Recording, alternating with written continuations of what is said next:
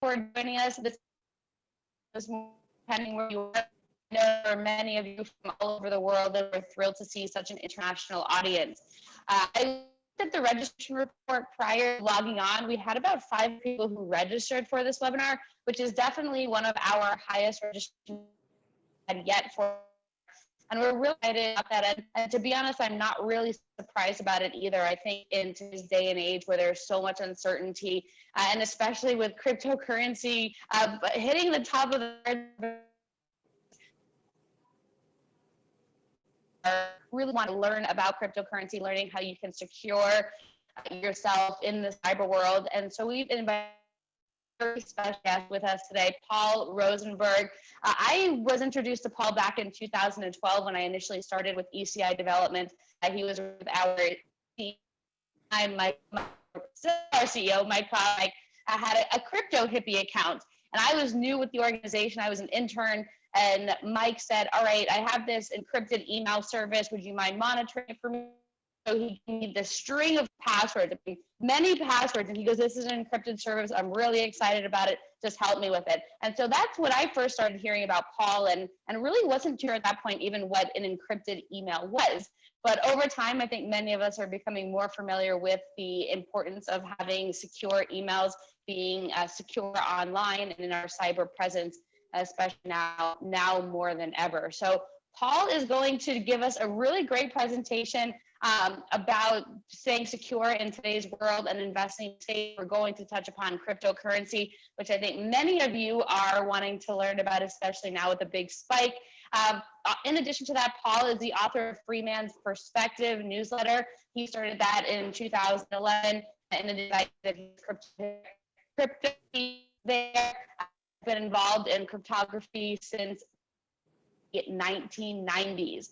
So with that, Paul, why don't we just jump right in, and why don't you give us a little bit more about you and what we're going to talk about? Certainly. Well, we're going to start with Bitcoin and cryptocurrency. I really want everyone to understand this, what it really is, where it really came from.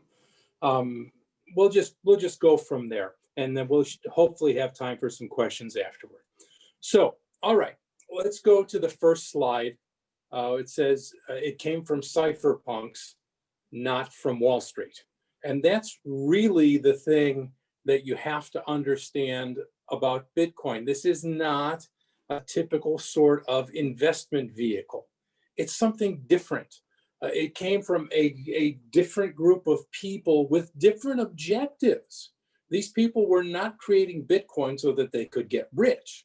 They were creating Bitcoin because they wanted a pure currency that could not be manipulated by anyone. And as it turns out, it just happens to be something that's of value to everyone. Let's go to the next slide. I want you to understand these people, these cypherpunks. These were a group of people who began meeting in the late 80s. They were essentially computer industry people, mainly young, predominantly male. The girls would hide themselves in those days behind male names so they didn't get tons of hopeful emails. Anyhow, but these people were a particular group and had particular expectations. And just quickly, I want you to understand them. They basically had a non-hostile view of life. They expected that excellence was something they could obtain. It might be difficult. They might be grumpy because it didn't go the way they wanted it to, but they did believe it was obtainable. They believed in honesty and fair dealing, and God help you if you didn't. They did not respect power and prestige. That was really clear among this group. They believed in reason and evidence. They were essentially engineers.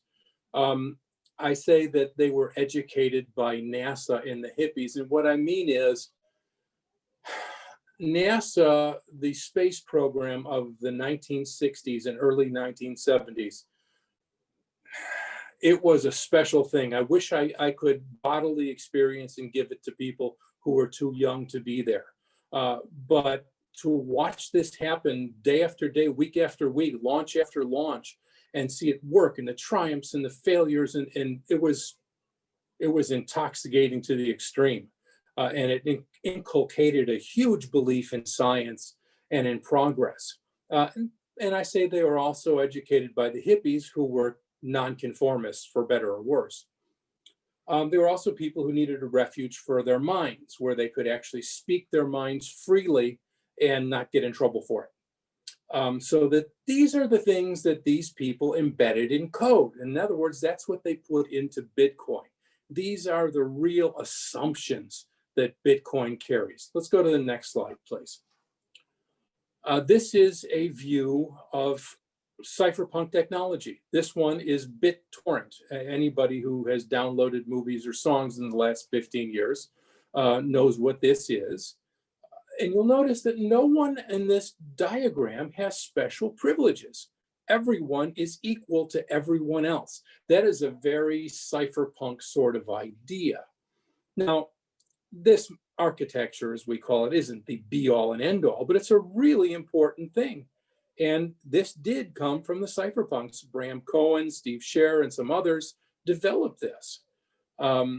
So this is the kind of world model that Bitcoin shares. And this is really a fundamental component of Bitcoin, what you're looking at right now.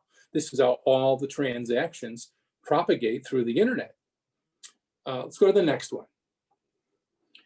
I want you to understand what Bitcoin really does. And here's 4 particular things, and we'll be going through some of these further as we go. Number 1 is it's censorship resistant. Nobody is a gatekeeper. There is no bottleneck. There is nobody who can let you in or not let you in. Bitcoin is wide open. Anybody who's got the program can play, which that means is your money is controlled by you and no one else. You can't be shut down. You run a Bitcoin node, which is trivially easy to do. You can't be shut down by anyone. You're an equal on the network, and no one really has to know who you are. Next is that, and this is the one that matters for store of value and for price, is that Bitcoin has a completely limited supply. Only 21 million Bitcoin will ever exist, and 18.6 million exist already. The rest come in a fairly decent stream over the next 3 years or so, about 900 a day. And after that, it cuts in half, and then it cuts in half again and again and again. And Bitcoins will stop being created in the year 2140 or such, but it will be such a tiny, tiny amount. It'll be 100 millionth of one Bitcoin. So they're pretty much all gone. And all the wealth that needs to come into it has to buy up existing Bitcoin, because there really aren't many new ones being made. Let's talk about permanence. Bitcoin is a protocol, and it's already been unleashed in the world. This is not, I know people get excited about such things, and there are a lot of Bitcoin haters. Oh, the price fell, it's gonna go, it's done. It's just like Enron, it's just like whatever. It's not. Bitcoin is not like those things. It's a different thing. Bitcoin is a computer program. It's already in the world. Anyone who wants to download the software can play as an equal player. It cannot, literally cannot go bankrupt. And it will not go away so long as 2 people on this planet run Bitcoin on their computer. Bitcoin exists with all of its features intact. This is a new and different thing. So when you hear all the scare stories, and God, there are so many of them, discount them, because the world is full of haters and full of people who have previous commitments to other models. And that it's a tough emotional thing to let them go. I understand that. But Bitcoin cannot go broke. It's not going to go away like an Enron. If that would have been possible, it would have been gone 4 or 5 times already. Now, last one is trust. There is no one you have to trust. The core feature of Bitcoin is that you don't have to trust anybody. We'll talk a little later on how that can actually be.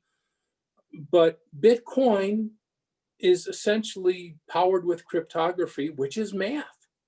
So long as 2 + 2 = 4, this thing works because it's just math. Next slide, please.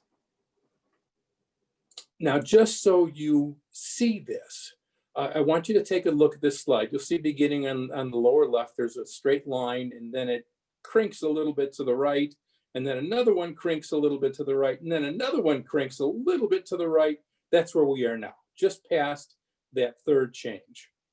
And that's the number of Bitcoins over time. And you can see that almost all of them already exist. So there's a very limited pool for new value to flow into, which is why the price keeps going up and why it tends to jump levels every 4 years. Because every 4 years, the number of new Bitcoin that are created drops in half. We call it the halving. Doesn't matter. It's just that at that point, the number of new Bitcoin are cut in half. So that's why the price keeps jumping up. Next slide, please. I gave a presentation not too long ago, and I said why Bitcoin matches your values and your needs. And it really does. For any of us, anybody who's a productive human being who cares about their, I don't know, grandchildren, children, nieces, nephews, the future world, Bitcoin's the answer. When you create dollars, debt is created along with them. It's a complex thing. I won't go through it. And that debt is passed on to the next generation to pay. No debt at all is involved in the creation of Bitcoins. So if you have earlier this year where $2 or $3 trillion were just created out of the air, there's debt associated with that. There is no debt at all involved in the creation of Bitcoin. It does not impinge upon your grandchildren at all. The US national debt, like I say, is now 27 trillion, certainly going up higher. That ends up being $189,000 per taxpayer. And the systemic debt of Bitcoin is precisely zero. This is why I say this matches your needs in terms of store of value, but it matches your needs in terms of your personal values. Let's go to the next one, please. This is a quote from an interview with the great economist Friedrich Hayek. In 1973, I think it was, he wrote a book on essentially, what was the proper title? Essentially, he was saying that money does not need to be the product of nation states. And he wrote a complete book on it. And somebody was asking him about it 10 years later. And this is what he says: "I don't believe we shall ever have good money again before we take the thing out of the hands of government. Now, we can't take it out violently, but what we can do is by some sly roundabout way, introduce something that they can't stop." And I have no idea whether this was in the mind of Satoshi, who was the person or group who created Bitcoin, but boy, does it apply. And that's precisely what Bitcoin is doing. And it's really important. Bitcoin is more important than people realize. Everyone gets involved because the price is going up, and that's certainly a very nice thing. But gosh, what it means to the world over time is so much more than that. Next slide, please. And what I want you to understand about, if you're thinking about buying some Bitcoin, I want you to understand something, that pretty much every Bitcoin graph you've ever seen, probably every Bitcoin graph you've ever seen, is an exponential logarithmic graph.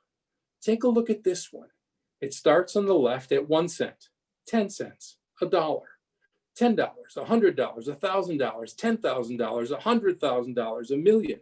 These don't go up 1, 2, 3, 4, 5. They go up by tens. Every line on this graph going up is 10 times the line below it. And we have to put Bitcoin on a graph like this because otherwise it makes no sense. It just goes straight up through the roof. So this is the only type of graph we can really use outside of the prices this week or this month, maybe. This is what is going on with Bitcoin. So this particular graph we're looking at is what they call a stock to flow model. It seems to be holding up pretty well. It seems to be the one that makes sense out of Bitcoin prices.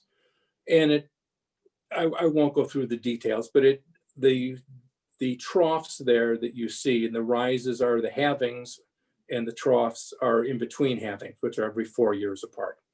And like I said, because the number of Bitcoin are cut in half every year, every 4 years, the amount of Bitcoin created, it creates this type of system because supply is severely restricted every 4 years. And this is in the program. This is not something that somebody does. There's nobody pushing a lever. There's nobody who's, the trustworthy person behind the curtain doing it. It's in the code. It's in the program. So it just happens by itself. So next slide, please. We're not going to go through this one in great depth. I just want you to see it so you've seen it one time. This is really how Bitcoin transactions work. We'll start on the left with the transaction outlined in red. You'll see that it's using owner number one's public key, and then it's creating a hash, and then it's owner zero's signature, and at the bottom in yellow is owner one's private key. These are all cryptographic tools. Public key and private key are this genius cryptographic method that allows you to share your keys over the internet without giving away the secrets. It's called Diffie-Hellman key exchange, and it was just a brilliant thing. I won't go into detail on it because, well, it's too much to explain. But it really does work, and it really is built on cryptography. These are all cryptographic operations, and they're brilliant. A hash is 16 to the 40th power. You want to figure that out? You want to take a guess at what that number might be? It's a factor of 16 to the 40th power. It's an astronomical number. Next slide, please. And that really, the important thing to take away from this is the awesome strength of encryption. It is roughly 2 to the 100th power times harder to decrypt a message than it is to encrypt it. You see the number they have written here. It's 31 digits. It's equal to something like the number of atoms in our solar system. So if you want to try to guess that number,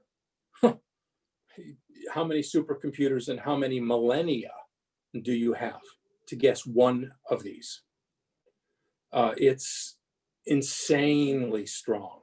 So Julian Assange likes to say that the universe favors encryption, and it really does. What it is really, encryption is basically taking large prime numbers and multiplying them, and on the reverse side, dividing them. If you don't know what they were to start with, you're doomed. You can't decrypt it. You need to have this special part of the math problem to make it work. So encryption is stunningly powerful. Next slide, please. Now we're going to look at what Bitcoin really creates, which are blocks of transactions. A block, a group, a number of. They're usually something like 2,000 transactions that are all rolled together into a lump and treated cryptographically. It produces a block every 10 minutes. And this, you're seeing one little example. This is part of a block. If you've got time later, you could look at it and see inputs and outputs for each transaction. And you can see how it works. And again, there's about 2,000 of these in any particular block. And the system pumps these out with a process that we call mining. It's a use of, the idea of mining gold, that sort of thing. What it is thousands of computers all trying to be the one that solves the math problem to create a new block of transactions. And it really is, it's a math problem. It's a very hard math problem. It's a very special kind of math problem, but it's only math. So if you win one of these right now today, and if you're the first person to get the right answer for a block of transactions, you get $200,000. So you think many people are competing to try to be that person? You bet they are. So there are thousands and thousands of computers worldwide trying to solve these problems, and there's a new one every 10 minutes. Here's what happens, and here's the genius of this thing. When you have all these people solving this problem, and the problem is random, you can't just have a bigger computer and be certain that you're going to solve it. Having a bigger computer helps, but there's no guarantee at all that you'll be the first person to solve it. It's random, or it's fairly random. It's semi-random, let's say. So there are 10,000 computers trying to solve this batch of transactions.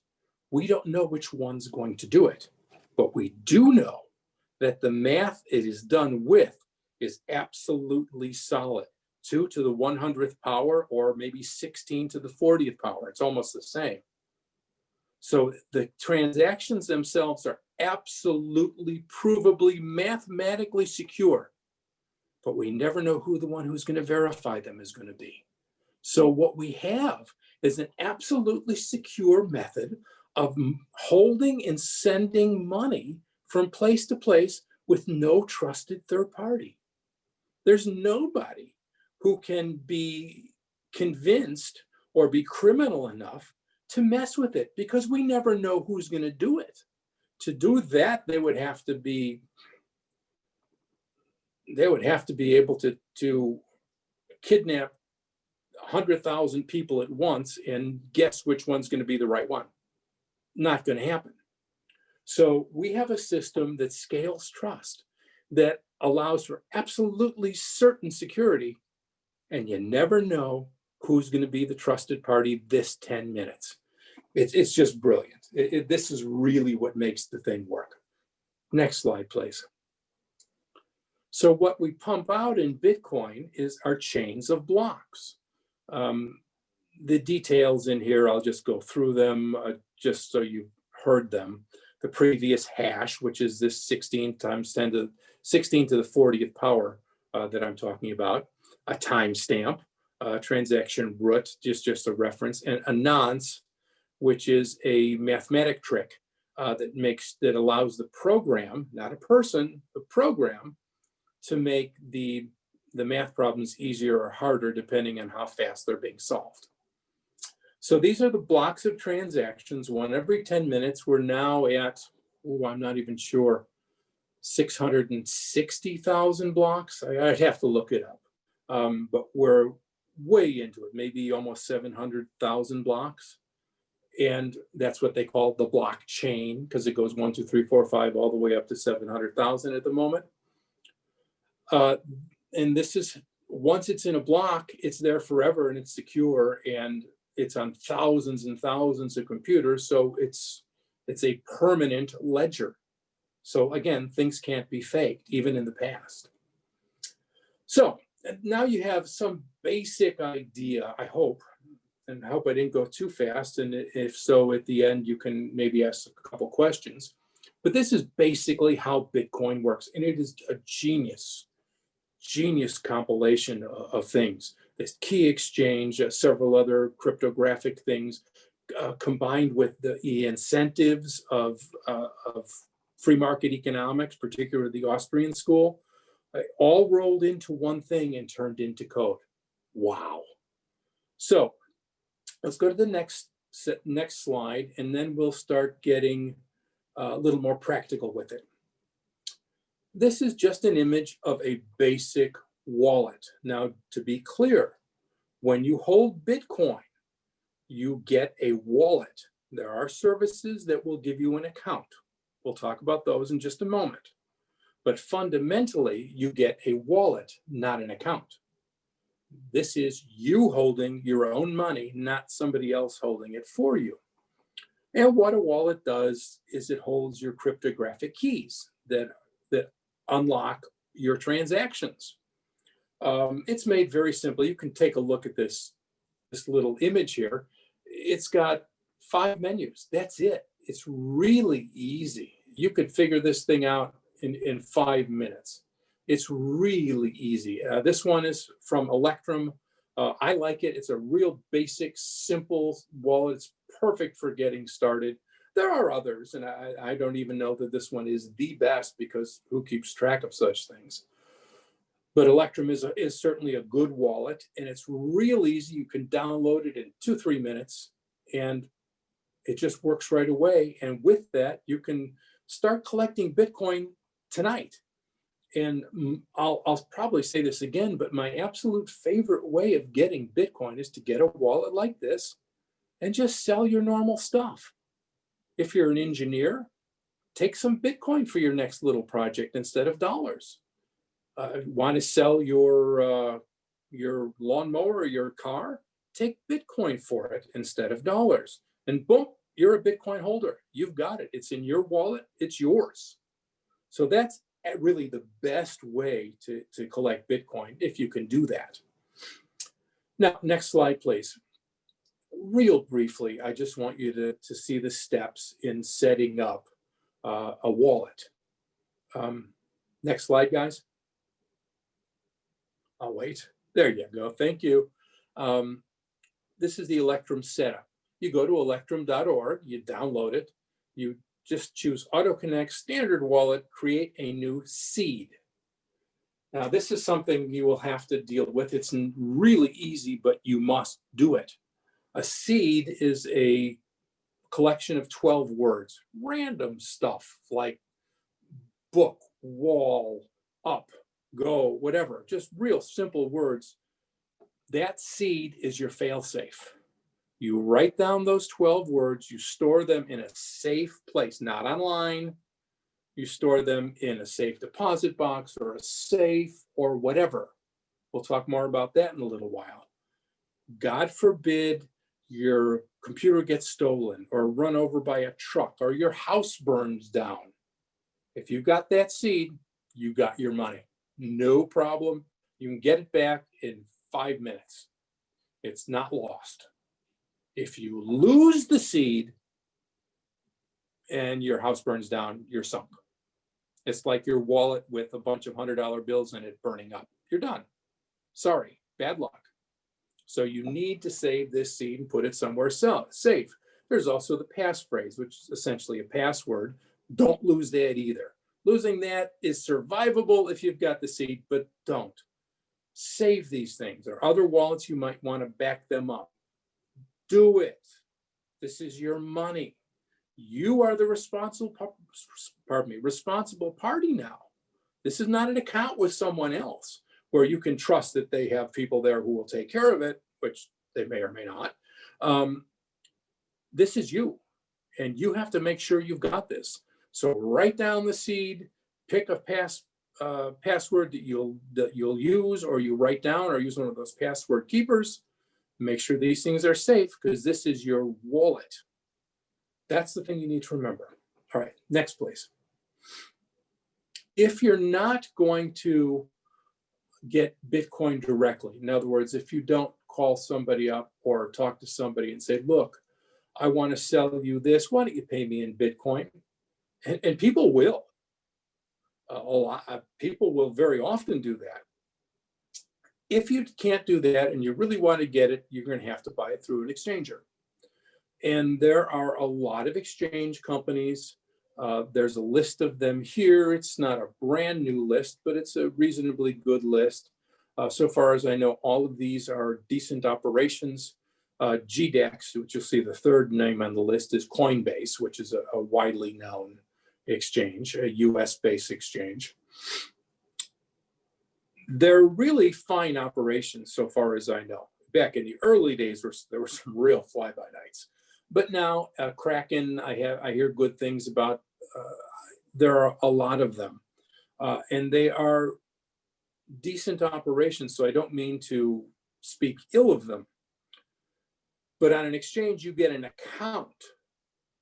So what I tell people to do is to use the exchange if they need to, and then when they're done, put their Bitcoins or another currency if you want to do that onto their own personal wallet, so it is in their own hands, not somebody else's. It does not mean that the exchangers aren't trustworthy. It just means that it's better to hold it your own. Next slide, please. This is just a front page. You can see it from Coinbase, which is the one of the first good exchanges. What it is Charles Schwab for cryptocurrency. So anyone who's ever had a Charles Schwab or any of those other online stock trading accounts, it's essentially the same thing, except it's for crypto. But again, to say nothing bad about Coinbase, is I think you should use the exchange if you need to, and then put those coins on your own wallet so it's yours, and back it up properly, save the seed, so you've got your own money in your own hands, not someone else's. I have no reason at all to distrust Coinbase, but still, better to have it in your own hands. All right, next slide, please. Let's talk about the biggest mistakes that people make, because you're getting into something new. And cryptocurrency is new. It's very different. This is something Satoshi struggled with. This is the person or group, I think, that created Bitcoin and said, explaining this thing is really hard. There's nothing to compare it to. And when you get into something like that, it instantly gets scary. So I want you to know what the real mistakes are that people make. First is obviously losing a password. This is really important. You've got to do this if you want to spend your money. Second one is a phrase we use: not your keys, not your coins. So this is what I'm saying about exchangers or about any third party that's holding your Bitcoin for you. Those are their keys that are controlling the Bitcoin, not yours. So they may be great, but they are in control of all that money, not you. So not your keys, not your coins. I know I'm saying that a lot, but I think it's important to know and remember. A third is picking a bad password. You don't want to do that either, because I had, 3 or 4 years ago when we had the last surge, somebody come to me and said, oh my God, I'm really nervous. I said, what? They said, I've got $20,000 on my cell phone. I'm not comfortable with that, because that's what happens when all of a sudden the price doubles and triples and quadruples and so on. You realize, oh my God, I've got a lot of money on my little cell phone or on my computer or sitting on my desk. I have to do something about it. So you want to make sure your passwords are right, not only for security's sake, but for your own peace of mind. When you realize you've got 20 grand on a little phone in your pocket, it gets your attention. So you want to have good passwords. Number 4, not backing up the keys or securing the seeds. You must do that. Number 5 is panicking about price and scary stories. I tell people who have Bitcoin, please do not check the price every day. I know they're going to anyway, at least for a while. Bitcoin will make you crazy.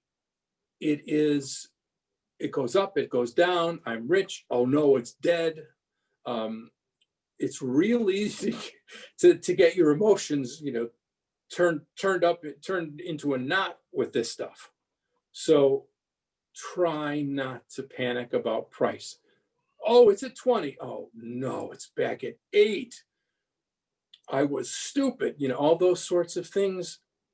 Just try to relax and not watch. It does this. It's a new thing. It's still, it's not as small as it used to be.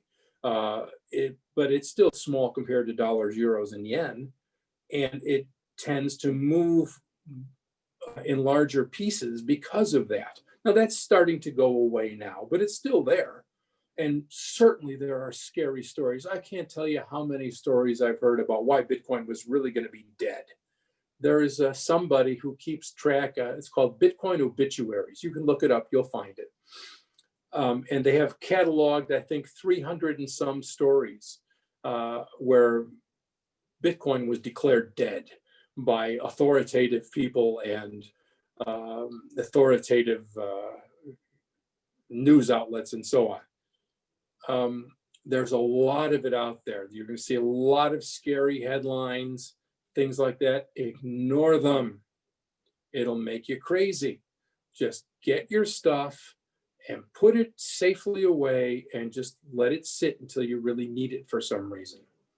The last one is number 6. It's getting ahead of yourself. We'll talk a little bit about this in a minute, but stay with what you understand. And if you're getting into Bitcoin, for starters, don't go any farther. Don't get too exotic before you really understand what you're doing and have some experience with things. Because there's a lot of people who are going to tell you that their new idea is the greatest thing and it's going to be whatever.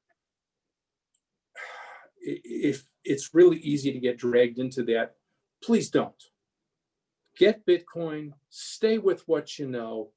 Don't go too much farther until you've actually gotten your feet under you, till you have some understanding about this. Don't get carried away with hype. Go slowly. It's a better way to do it. Next slide, please. Once you actually have a fair amount of Bitcoin, you'll want to use something like this. This is what we call a hardware wallet. And it's a special little electronic device, essentially a tiny little computer storage device that will store your Bitcoin extremely safely. This one is the Trezor, which I like. I think the organization that runs it is particularly good. There's another one that's very common called the Nano Ledger. Again, as far as the device itself, I have nothing bad to say about it. It's a fine device. I just happen to like the Trezor people a little bit better, but that's really subjective. So you shouldn't put too much stock in that. But I like the Trezor, and it's very highly regarded in general. But it's just a little device that stores your Bitcoin. You again get a seed for it, and you do not leave it connected to the internet. You just connect it when you want to do something, and then you store it away in a safe place with a really good password on it. That's it. So it costs something like $100. It's not expensive. So this is what you do when you say, oh my God, I have $20,000 on my phone, where am I going to put it? This is where you put it. You put it on a device like this and store it very safely. Now, let's go to the next one and let's talk a little bit about securing your seed. Let's say that Bitcoin does what it's done before. And we're going now is from the general 10,000 level to the general 100,000 level. All of a sudden, let's say you put $100,000 into it, and then all of a sudden it's $1 million. Keeping that seed safe now really means something. So I'll just go briefly here. There are consultants who will do this for you. There's one called Casa that does a fine job of it. There are a couple others, Velas Commerce, and other people I can probably connect you with. But there are people who will do this for you. But when you're thinking about securing your seed, what's the threat? What are you worried about? Are you worried about a burglar breaking into your house and stealing everything? Or are you worried about the government doing, let's say, what they did in the United States in 1933, which is post feds in front of every safe deposit box and saying, you're going to show us what's in it if you want to get it out. Those are different types of threats. So you need to understand what you're concerned about. Safe deposit boxes are great if you're concerned about criminals. Custodians are fine. There are banks now, Swiss banks and others, that will hold your crypto for you. And if your threat concerns are crooks, garden variety crooks, then they're wonderful for that. They're very good at it. That's their job.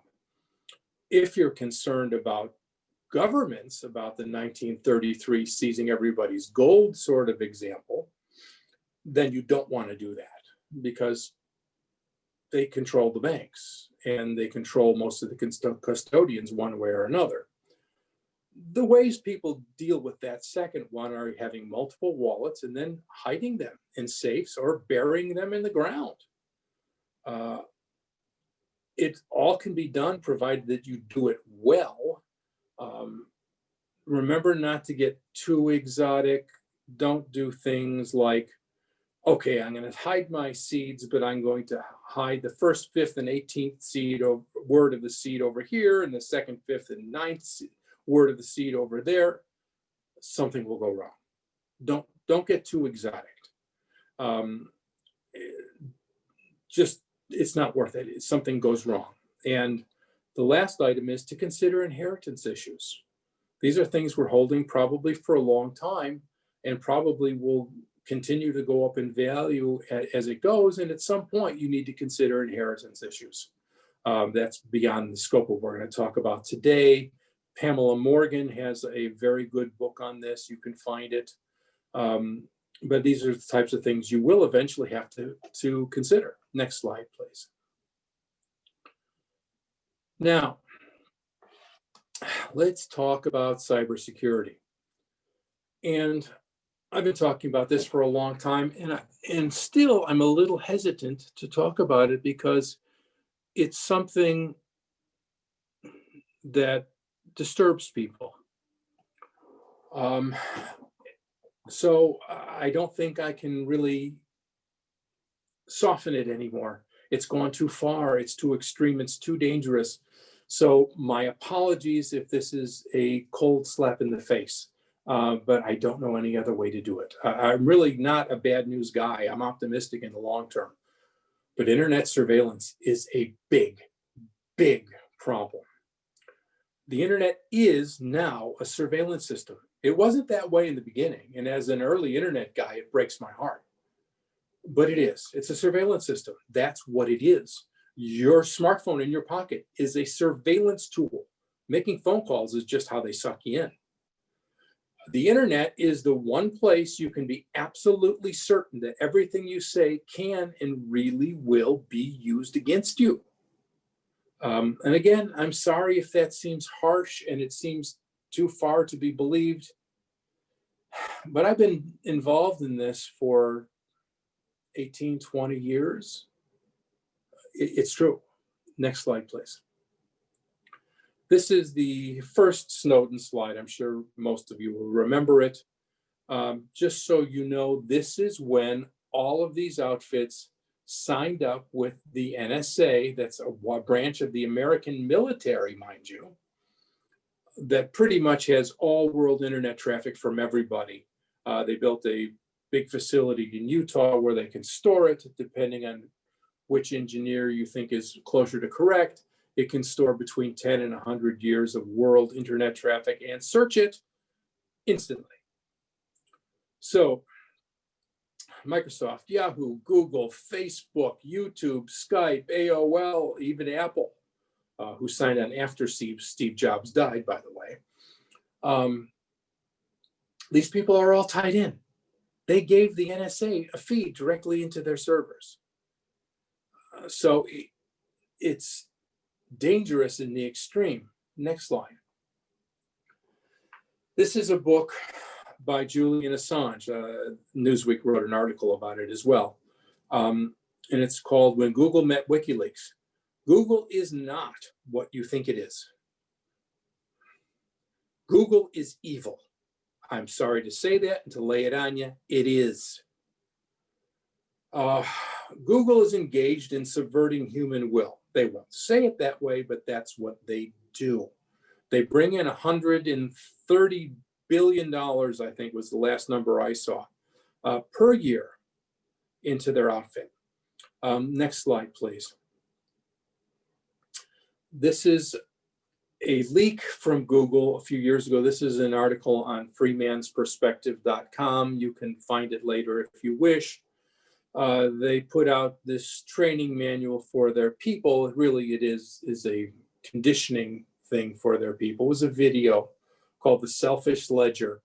And what it was for a way for their employees to feel really smart about manipulating mankind.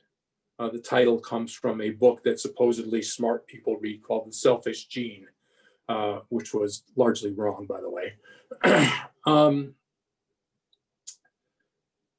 Google, you should read the article. Google is considering making devices to suck you in so you can't turn away, and so they can make you to do what they want to do. It's really, really, really bad. And this is from 3 years ago, 3.5 years ago.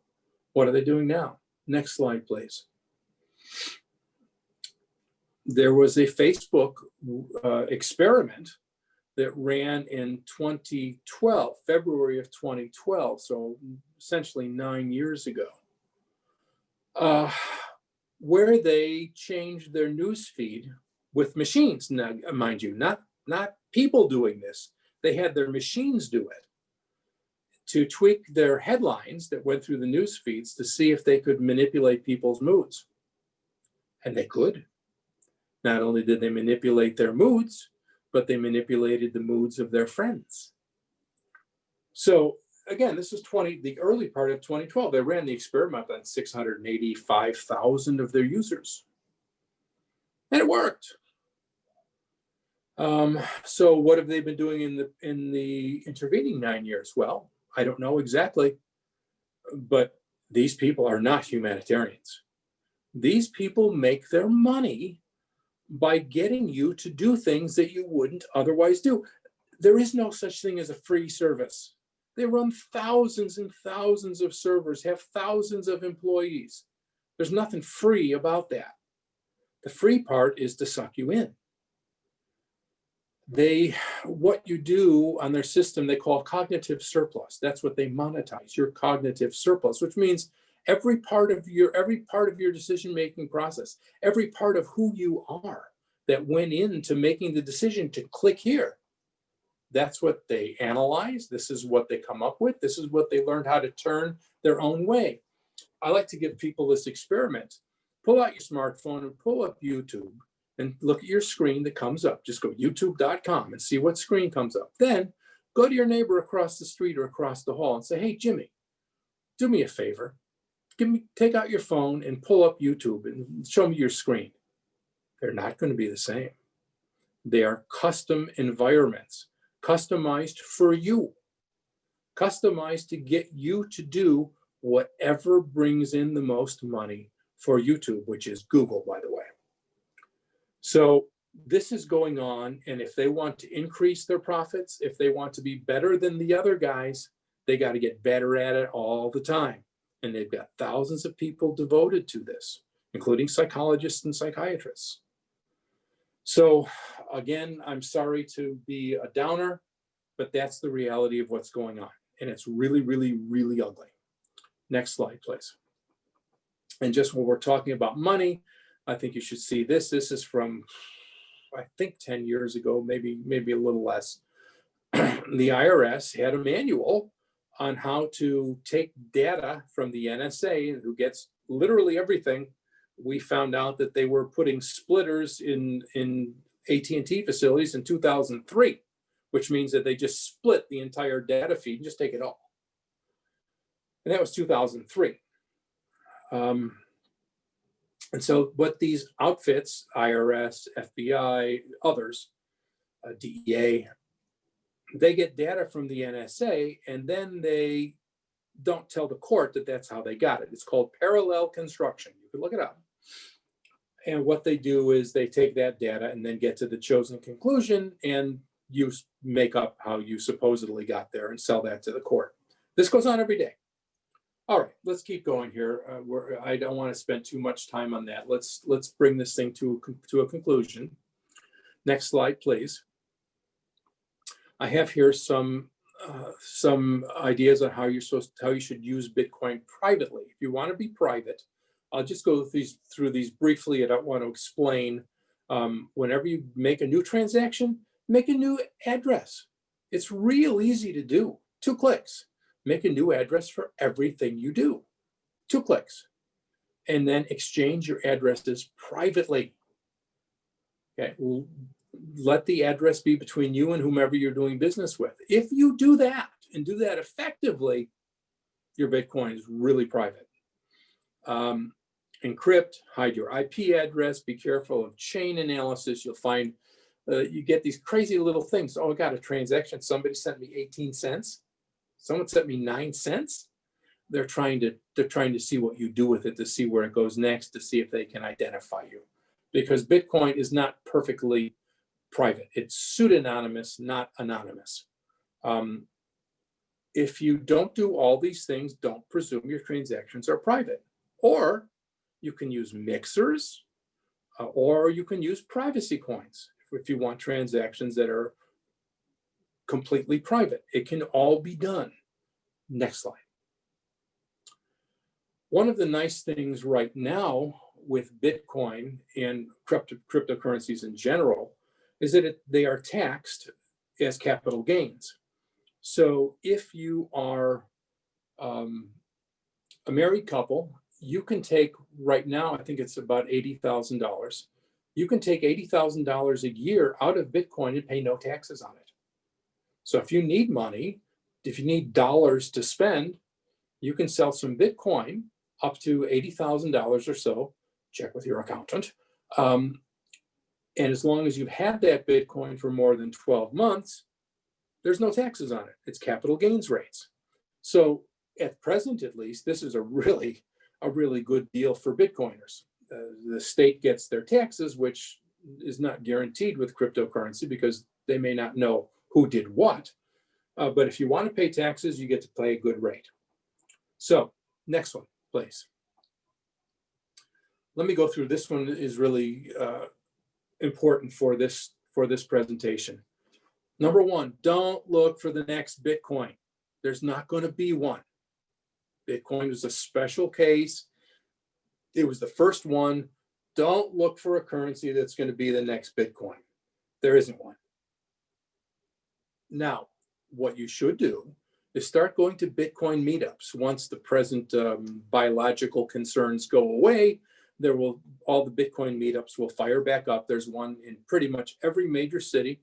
Go, talk to people, have a good time, spend a few hours, listen to presentations that people put up, do for this stuff, so you know what's going on. It's worth your time. Number 3, secure your seeds. Number 4, if you're looking for a privacy coin, try Monero. Zcash is also quite good, and there are others. But when you want a privacy coin, think of Monero. The coolest rabbit hole, you want to crawl down to a really interesting rabbit hole, go to Decred. Very interesting stuff what these guys are doing. These are really smart, engaged people who are working on this stuff.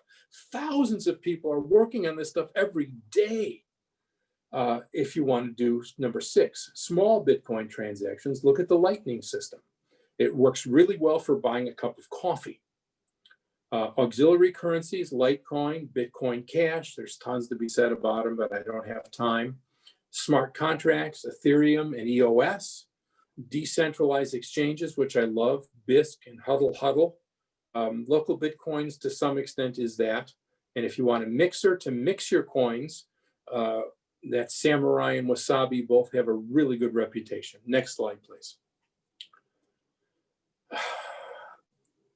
What's going on right now is Wall Street is flowing into Bitcoin. And the reason is, number 1, that it's the best store of value ever. Even gold, which is certainly good, they mine about 2% of world supply of gold every year, more so in years when the price is up. So the amount of gold that's available, the pool of gold, is forever rising. The pool of Bitcoin is not. However much it's rising right now in this regime to the next halving, half of it goes away then and it never comes back. So Bitcoin is better in that regard. Bitcoin is also the best collateral ever. Right now, that's not particularly a big deal in the financial system. But one of these days it will, and Bitcoin is the finest collateral ever invented by humanity. So Wall Street and such types are discovering this, and we're really getting an ocean that's trying to flow into a lake. Now that leads to a couple things. First is the government wants to tax it. They want to get their piece, and that the legacy monopolies want to fence it in. They don't want everybody using this stuff. They don't want the dollar to have competition because it can't survive competition. Neither can the euro or the yen or any of the others. These are monopolies. And if they have competition, they break.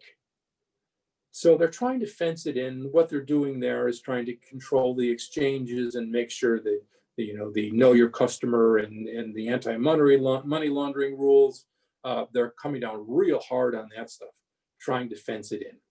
It won't really work. It'll work partly, but that's a discussion for another day. You have to remember that Bitcoin has survived 12 years under deeply hostile circumstances. Despised, hated, treated like Bitcoiners were treated like stupid children and so on. This thing has survived under really tough circumstances.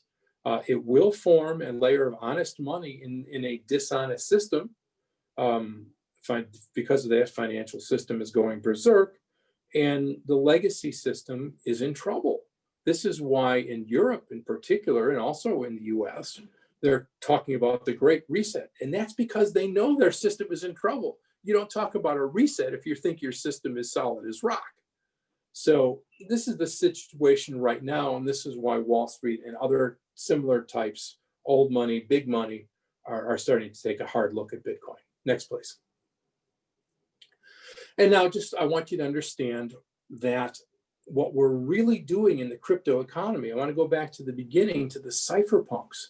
They had a different assumption about the world. They made their currency embody different things. So the crypto economy is a new societal model forming beneath the old. It's not hierarchical. It's what we call ad hoc. It's the picture on the left, whereas the old way is the picture on the right with orders from headquarters. It's really a step into a decentralized world order. And Bitcoin is a gateway drug that once you can come in for the number going up, but once you're there for a year or two and you realize what this thing is, you say, oh my God, this is proof that centralization really isn't necessary. This is proof that decentralized systems really work. Oh my God, what does that mean? That's the moment when a true Bitcoiner is born. Next slide, please. And what we really have is a comprehensible world order that you can begin to understand the whole world again when you have decentralized cash that's honest money. I'm just going to read this quote to you. It's from a young Bitcoiner, and it meant a lot to me. And this person says, Bitcoin is the only real thing that I've ever done in my life. It's the only thing I've done where I know why I'm doing it. This is revolutionary. This is what Bitcoin really comes back to. So try to hold that in mind along with all of the investment sort of concerns. Thank you very much. All right, and fantastic. Thank you so much, Paul. There was a lot of great information in there.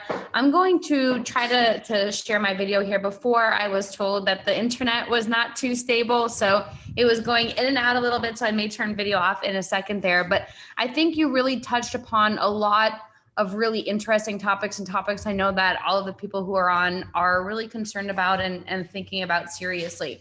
So I'm going to end this off here with just a couple of slides, and then we'll get to the questions. I see a couple of questions coming in, and then we'll go from there. So when you decide to own cryptocurrency, do know that we as ECI Development, we do take your crypto. And so that has been one big question that we've gotten quite a bit of times when we've had cryptocurrency speakers on is, all right, I have this cryptocurrency.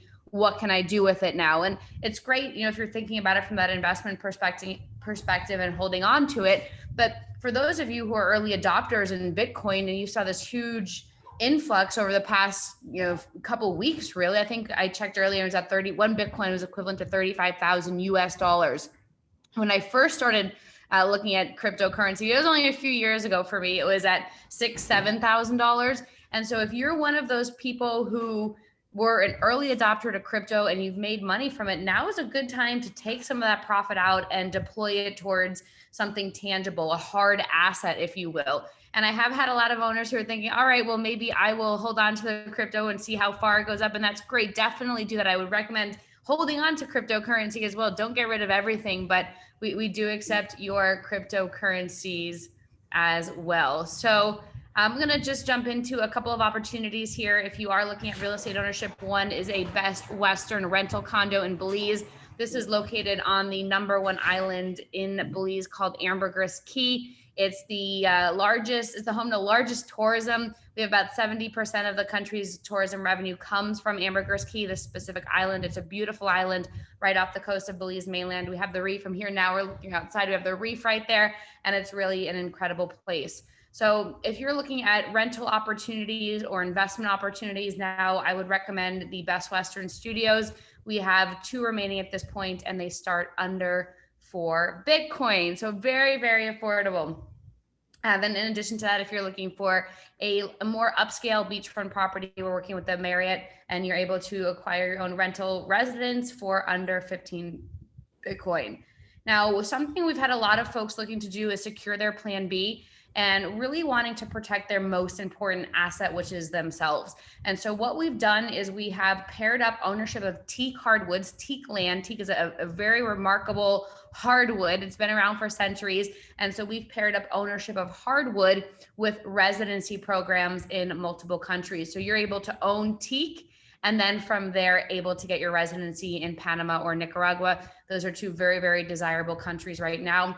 And if you're considering Bitcoin, using your Bitcoin, well, you can see here that an investment in a hard asset now can still produce some returns, quite a nice bit of returns over the future. So you're able to pair up ownership of your teak parcel with your asset protection bundle, which is really that residency program. This is specifically for teak for under 1 Bitcoin. Again, very affordable when you're looking at it at the end of the day. And then for those of you who are looking to reduce your carbon footprint, you understand the value of tiny homes and living a more efficient and eco-sensible life, I would recommend looking at the tiny homes that we have at the Nicaragua property right there in the Pacific Water. Ava is the name of that community, under 3 Bitcoin, and then Freedom Village in Panama for under 5 Bitcoin. So really, really neat opportunities in the region where you're actually able to use your cryptocurrency. And then of course, we invite you to join our like-minded community. I think this is probably one of my favorite parts of being, of working with ECI, is the fact that we have such an incredible group of internationally minded people, people who really have a very similar mindset and a very similar mentality. And so when you come to these countries and you own real estate in these countries, or you get your residency, you're really connecting with people who have a lot of the same ideas and values as you. So that's it for my section. I know usually I can go on for a while, but I'm not going to do that. What I'm going to recommend that you do is type in any questions that you have for Paul. I know that we're over the hour at this point, so what we can do is we'll answer a few questions, and then if you have any other questions, you can always reach out to Paul directly. You'll see his email address there at the bottom left, cryptohippie@ecidevelopment.com, cryptohippie@ecidevelopment.com. Those emails will go directly to Paul, and he'll be able to make sure your questions get answered if we're not able to answer them all here on online. So I see a couple of questions here. All right, so I'm seeing Robert is asking, recording is good, but what about the slide deck? Robert, what would be great is if you can just email us if you want the slide deck specifically. We don't typically send those out in our follow-up emails, but we can certainly email that to you. So you see my email address there on the bottom right, info@ecidevelopment.com, and we'll be able to send you that slide deck. Christy is asking a good question here. She said, can I have both hard wallets, or is that an overkill? Say it again. Can she have what? She said, can I have both hard wallets, or is that an overkill? Oh, no, it's actually not a bad idea to have multiple um, hardware wallets. If you have a significant amount and you're worried about long term, it's not a bad idea to have multiple wallets. So God forbid something happens, you've still got half your money or a third, 2/3 of your money or whatever. Yeah, that's okay to do. Perfect. All right. So the next question I'm seeing over, well, Dusty and Carolyn say outstanding presentation. Thank you for sharing your knowledge with us. It was very good, Paul. I always learn a lot when I listen to you. Thank you. Here's a question from an anonymous attendee, and you don't have to get too much into detail, but it's one that I think a few people are wondering as well. It says, is Paul rebalancing his percentage crypto holdings from time to time? I don't I don't talk about what I do personally. I know people do that. Most of the people I know just have some Bitcoin and just hold it. And if they want other currencies, they're using them for specific things. In other words, Litecoin or Bitcoin Cash, or to either of those two are really good for buying a cup of coffee. And so they may say, let's take $1,000 worth and just put it into one of these, so I've got it handy so I can use it for little things like that. Or they may say, I want some privacy coins because I want to do some stuff that I don't want anyone to know. It's no one's business. So then they'll buy so many Monero or Zcash. But they just pretty much hold Bitcoin and use other things for specific reasons. And I think that's a good model. Fantastic. And so here's one from James, and he says, when the government comes out with their Fed coin, what's to stop them from making US businesses only accept their Fed coin? Essentially nothing. When they come out with the Fed coin, the Chinese are ahead of the game, and which is a really interesting subject of its own. When they come out with Fed coin or something like it, they're going to have to entice people to use it. I don't think they're ready to shove it down everyone's throat because, not to be too blunt, but Americans don't do that very well, and they have recourse. So I don't think they're going to do that. The model that works is for things to get really, really bad, and then to say, oh, by the way, if you want to sign on to our new system, then we'll cancel all of your debts and give you a guaranteed monthly income beside, but you've got to use our new system and not the old system. That's the route that they'll take if they want to go that far. All right. And the next question I'm seeing here is from John, and it's with regards to the real estate. It said, do you price these in Bitcoin or do you price these in dollars and then do a daily exchange? So John, that's a great question because there is a lot of volatility with Bitcoin and cryptocurrency. We do price them in US dollars and then from there do a daily exchange. So we've had some owners who have done really quite well because they'll put their Bitcoin in while it's at the $35,000 per one Bitcoin. And so there are ways to definitely take advantage of it and do it well. And then this question I'm seeing here from Lindsay, this is for you, Paul. He says, he or she says, what is the best VPN? Well, I'm talking about my own self now, but Crypto Hippie for sure. Please do not use a cheap or free VPN. It's worse than nothing. Don't do it. You need a VPN that has multiple hops, that has a separation of concerns, so there's not just one office that they can go knock on the door and say, give me your stuff. You need a quality VPN. The only one that I know of is Crypto Hippie now. I happen to run it or manage it, so I'm self-promoting, but I really think that's true. Awesome. And if anybody wants more information about Crypto Hippie, you see Paul's email address there at the bottom left, cryptohippie@ecidevelopment.com. You also mentioned, Paul, in the beginning of the webinar that you had a newsletter. It's Freeman's Perspective.com. Is that just the website? Freeman's Perspective.com. Perfect. I would recommend everybody reach out to Paul as well if you want to get a copy of his newsletter. Let him know where you heard about him from. It's always good. You know, we sometimes wonder if it's worth doing these webinars or not. Obviously, we had about 120 people online tonight, so I was really happy to see that. So I could see there's definitely interest, but we want to make sure that it's worthwhile for everyone as well. All right, so I'm seeing here from Sean. This is about the tiny homes, the Ava tiny homes. Sean, great question. So these tiny homes are low. He said these tiny homes, how far are they from the airport? How far from the capital, Managua? So these homes are at Grand Pacifica. We are the the closest beachfront community to Managua. It's about 45-minute drive from Managua to get to Grand Pacifica. In addition, there is an international airport there in Managua. So very, very close. All right. I see a lot more questions in here as well. Some of them I think are a little bit personal to your situations.